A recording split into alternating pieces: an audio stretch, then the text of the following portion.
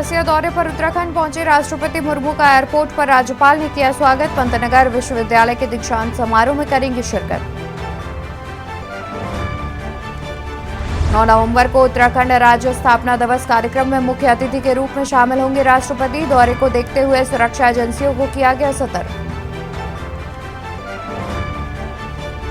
आज बद्रीनाथ धाम के दर्शन करने के लिए रवाना होंगी राष्ट्रपति द्रौपदी मुर्मू। शाम को वापस पहुंचेंगी देहरादून। शाम को ही राजभवन में करेंगी भोजन। आज केंद्रीय विश्वविद्यालय श्रीनगर गढ़वाल के दीक्षांत समारोह में शामिल हो सकती हैं राष्ट्रपति। उनके आधिकारिक कार्यक्रम में ये शामिल नहीं।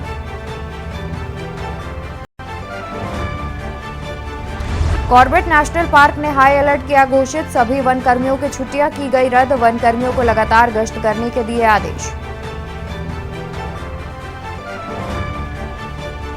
कुमाऊं के सबसे बड़े एमबीपीजी कॉलेज के छात्र संघ चुनाव में एबीवीपी ने मारी बाजी। अध्यक्ष पद पर कांटे की टक्कर के बीच सूरज रमोला ने अध्यक्ष पद पर किया कब्जा। आप देख रहे हैं के न्यूज, खबरों का सारथी। नमस्कार, स्वागत है आपका के न्यूज इंडिया में। मैं हूं आपके साथ अवंतिका अवस्थी। बात करेंगे उत्तराखंड खबरों पर। बता दें, जहां पर 3 दिवसीय दौरे पर उत्तराखंड पहुंची हुई हैं राष्ट्रपति द्रौपदी मुर्मू अपने 3 दिवसीय दौरे पर उत्तराखंड पहुंची हैं, जहां पर राष्ट्रपति का एयरपोर्ट पर राज्यपाल ने किया स्वागत। पंतनगर विश्वविद्यालय के दीक्षांत समारोह में शिरकत करेंगी राष्ट्रपति। 3 दिवसीय दौरे पर उत्तराखंड पहुंची राष्ट्रपति द्रौपदी मुर्मू। राष्ट्रपति का एयरपोर्ट पर राज्यपाल ने किया स्वागत।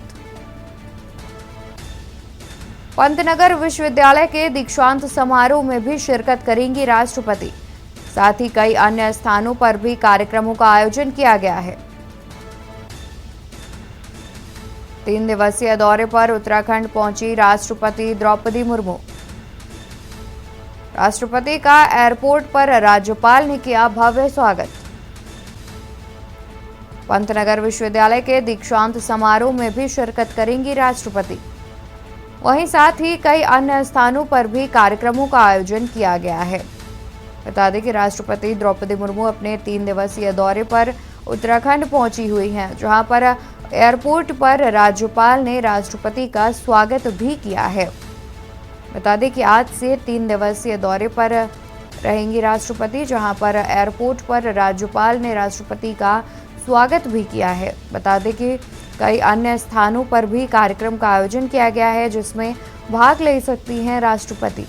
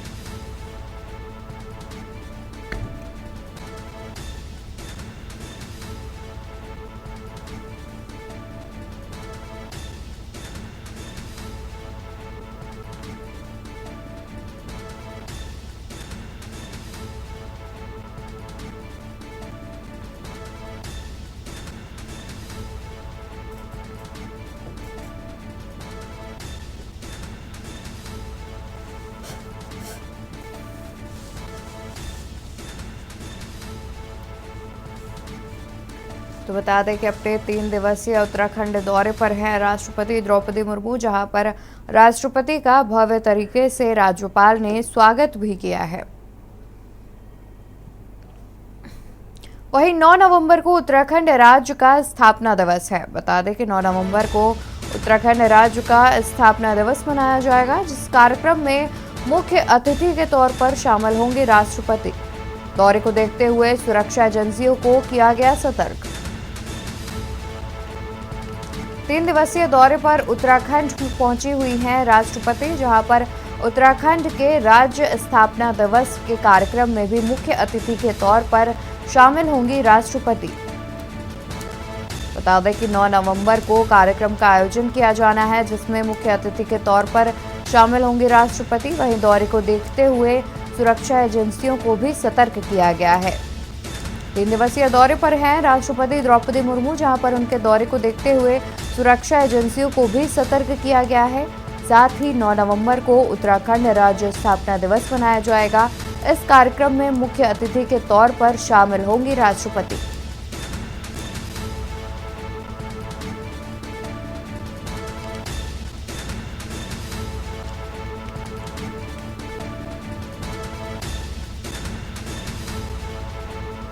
नौ नवंबर को उत्तराखंड राज्य का स्थापना दिवस मनाया जाएगा। इस कार्यक्रम में मुख्य अतिथि के तौर पर शामिल होंगी राष्ट्रपति। दौरे को देखते हुए सुरक्षा एजेंसियों को किया गया सतर्क।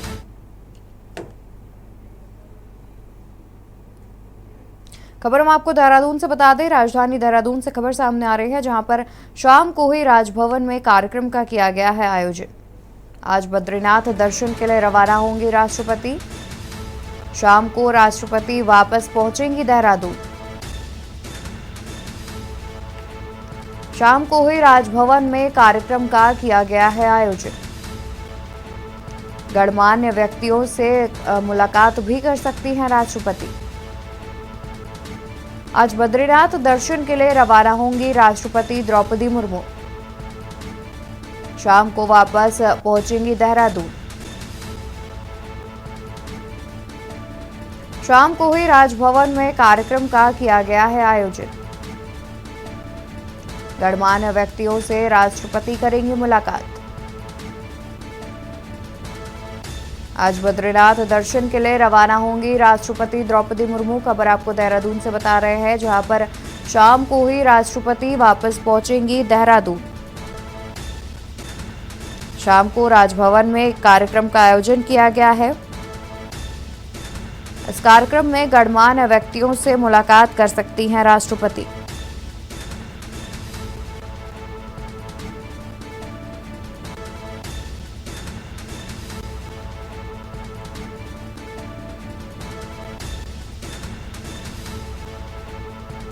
शाम को ही राजभवन में कार्यक्रम का किया गया है आयोजन।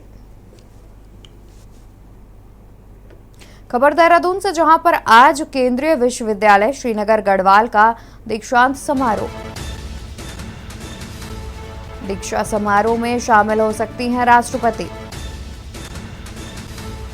फिलहाल उनके आधिकारिक कार्यक्रम में ये कार्यक्रम जो है वो शामिल नहीं है, लेकिन अनुमान लगाया जा रहा है कि राष्ट्रपति इस कार्यक्रम में शामिल हो सकती है। वहीं आज बद्रीनाथ दर्शन करने के लिए जाएंगी राष्ट्रपति द्रौपदी मुर्मू। बता दें कि आज केंद्रीय विद्यालय में दीक्षांत समारोह का आयोजन किया गया है। इस दीक्षा समारोह में शामिल हो सकती हैं राष्ट्रपति। उनके आधिकारिक कार्यक्रम में शामिल नहीं है यह दीक्षांत समारोह का कार्यक्रम। वहीं जानकारी के अनुसार आज बद्रीनाथ के दर्शन करने जाएंगी राष्ट्रपति।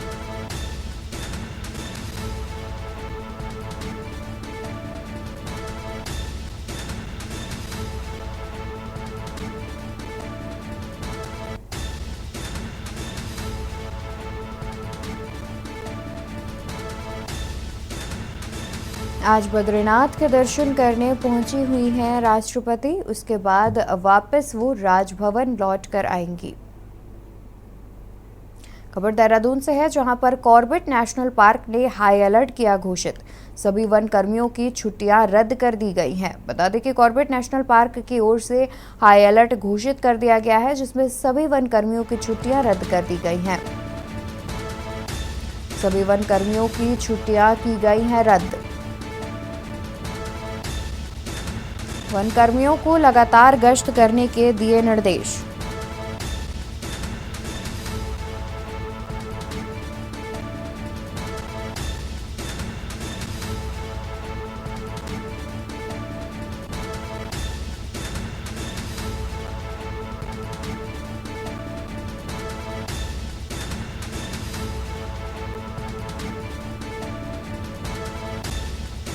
वन कर्मियों को लगातार गश्त करने के दिए हैं निर्देश। ठंड के मौसम को देखते हुए लिया गया निर्णय। कॉर्बेट नेशनल पार्क ने हाई अलर्ट किया घोषित। खबर हम आपको देहरादून से बता रहे हैं। सभी वन कर्मियों की छुट्टियां भी रद्द कर दी गई हैं। खबर देहरादून से, जहां पर कुमाऊं के सबसे बड़े एमबीपीजी कॉलेज में चुनाव हुआ है। छात्र संघ चुनाव में एबीवीपी ने मारी है बाजी। कुमाऊं के सबसे बड़े एमबीपीजी कॉलेज में हुआ है चुनाव। छात्र संघ चुनाव में एबीवीपी ने मारी बाजी। अध्यक्ष पद पर कांटे की टक्कर के बाद मिली जीत। सूरज रमोला ने अध्यक्ष पद पर किया कब्जा। कुमाऊं के सबसे बड़े एमबीपीजी कॉलेज में चुनाव हुआ था। इस चुनाव में एबीवीपी ने बाजी मारी है। छात्र संघ चुनाव में एबीवीपी ने बाजी मारी है। बता दें कि अध्यक्ष पद पर कांटे की टक्कर के बाद एबीवीपी को मिली जीत। वहीं सूरज रमोला ने अध्यक्ष पद पर कब्जा किया है। बता दें कि एबीवीपी से सूरज रमोला ने अध्यक्ष पद पर कब्जा किया है।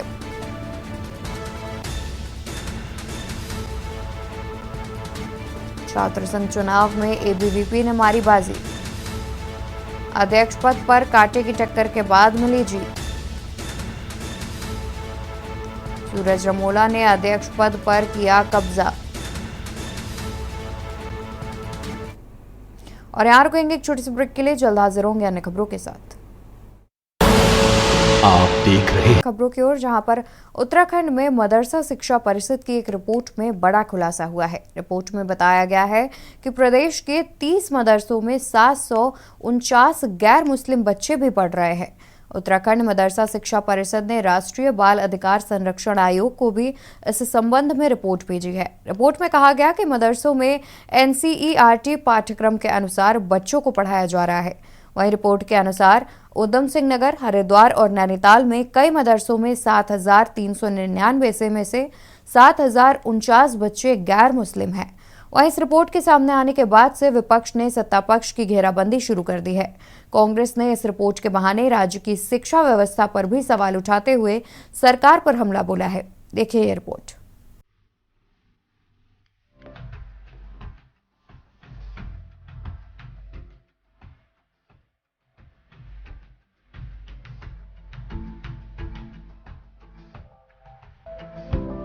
उत्तराखंड में लोकसभा चुनाव से पहले आई मदरसा शिक्षा परिषद की रिपोर्ट के बाद बड़ा सियासी बवाल मच गया। दरअसल मदरसा शिक्षा परिषद की रिपोर्ट में बेहद चौंकाने वाला खुलासा हुआ है कि प्रदेश के 30 मदरसों में बड़ी संख्या में गैर मुस्लिम बच्चे पढ़ रहे हैं, जिनकी संख्या 749 है। आपको बता दें कि हाल ही में मदरसा शिक्षा परिषद ने मान्यता प्राप्त सभी मदरसों की मैपिंग कराई है। रिपोर्ट के मुताबिक उधम सिंह नगर, हरिद्वार और नैनीताल जिलों के कई मदरसों में कुल 7,399 बच्चे पढ़ रहे हैं। इनमें 749 बच्चे गैर मुस्लिम हैं। रिपोर्ट के मुताबिक इन मदरसों की संख्या 30 है, जहां 749 गैर मुस्लिम बच्चे मदरसों में शिक्षा ले रहे हैं। वहीं उत्तराखंड मदरसा शिक्षा परिषद ने राष्ट्रीय बाल अधिकार संरक्षण आयोग को इस संबंध में रिपोर्ट भेजी है। इस रिपोर्ट में मदरसा बोर्ड की तरफ से कहा गया है कि इन मदरसों में एनसीईआरटी पाठ्यक्रम के अनुसार बच्चों को पढ़ाया जा रहा है, जिसमें मुस्लिमों के अलावा दूसरे बच्चे भी पढ़ रहे हैं। देखिए, विपक्ष का तो काम विवाद करना है, वो तो विवाद करेंगे, उनके पास कोई मुद्दा तो है नहीं।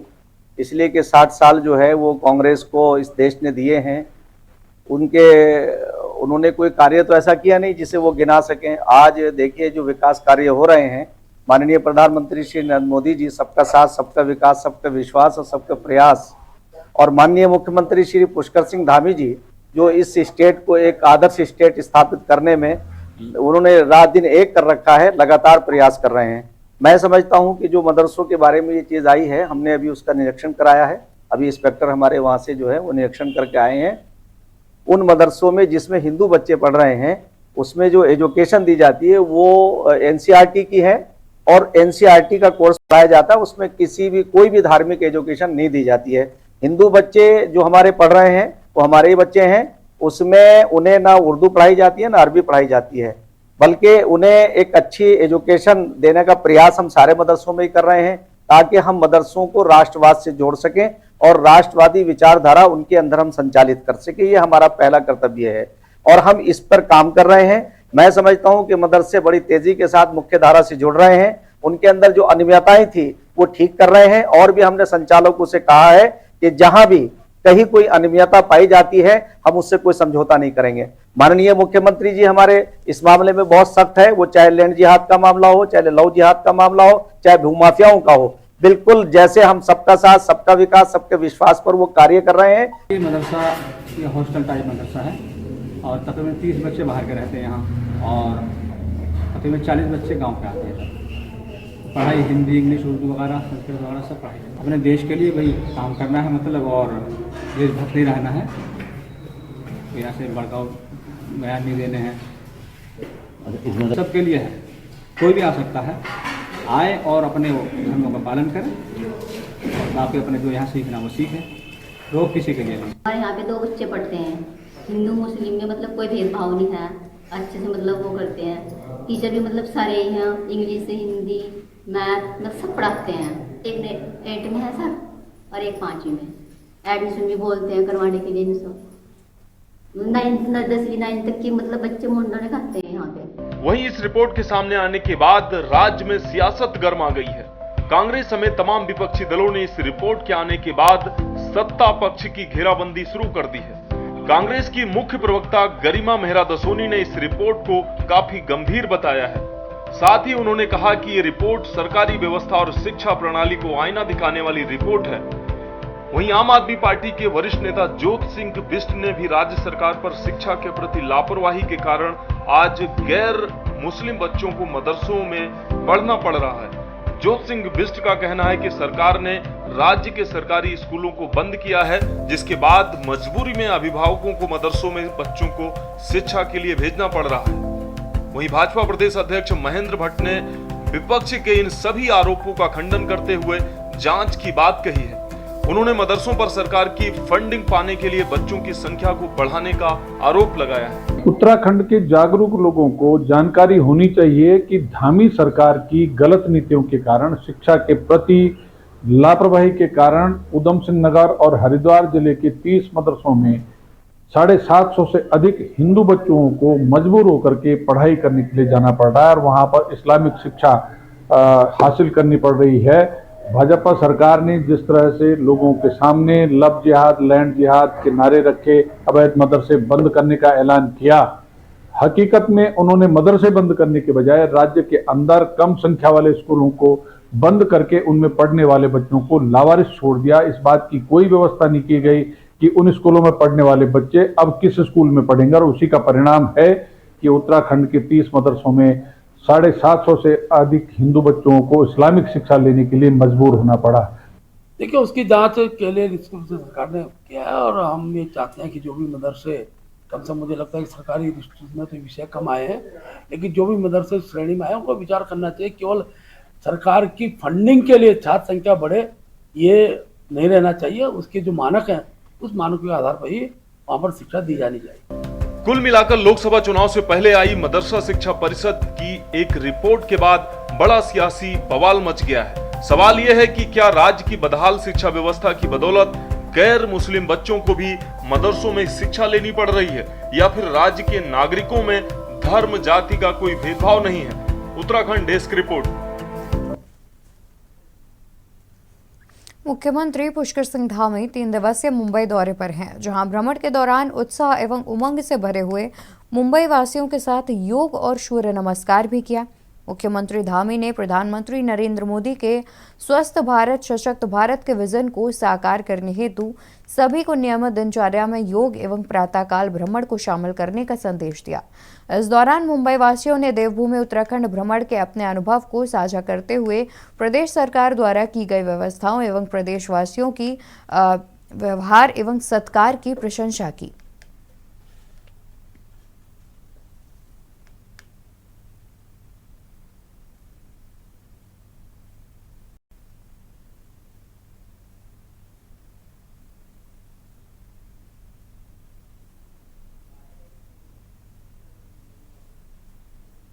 कुमाऊं के सबसे बड़े एबीपीजी कॉलेज हल्द्वानी के छात्र संघ चुनाव के दौरान धारा 144 का खुलेआम उल्लंघन किया जा रहा है, जहां कॉलेज परिसर के आसपास प्रशासन ने धारा 144 लगाई। इसके बावजूद एबीवीपी प्रत्याशी के समर्थन में कॉलेज के बाहर छात्र नेता और एबीवीपी के कार्यकर्ता जुलूस निकाल रहे थे।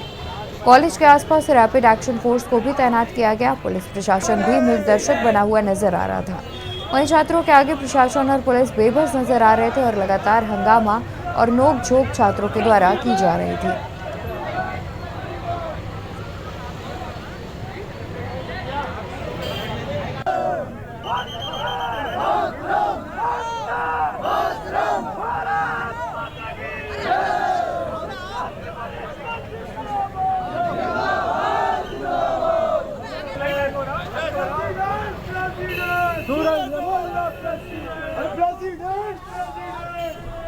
देखिए, जहाँ पर आप सभी देख रहे हैं सभी जगह फोर्स तैनात है और जो वोटर्स हैं वो जा रहे हैं और जो लोग झंडे लेकर चल रहे हैं उनके झंडे हटाए जा रहे हैं। झंडे कहीं भी किसी भी दिशा में अनुमन्य नहीं है।